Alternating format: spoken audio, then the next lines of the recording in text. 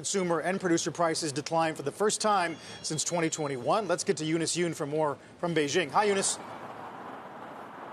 Hey, Carl. Well, unlike the U.S. and Europe, China is struggling with falling prices. Consumer prices for July turned negative for the first time in 2 years at shrinking by 0.3% year on year. Factory gate prices also dropped faster than expected, down by 4.4%. Now, the falling prices on both counts is stoking, as you can imagine, more discussion as to just how long this deflation could potentially last and what this really means for policymakers when it comes to stimulus. The officials today had said that this decline in CPI is temporary.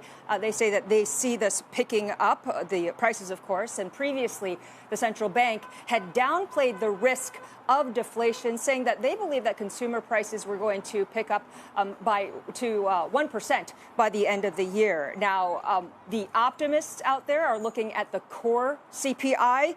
It came in at 0.8%, so that's the highest since January, of course, stripping out the volatile food and energy prices. There are also folks who are looking at the services inflation, especially the tourism prices, which were up by 13.1%. But then there are those, mainly pessimists, who are more concerned about the consumer prices and the impact of food, in particular of pork, which is a major staple here. Those prices dropped in July by 26%.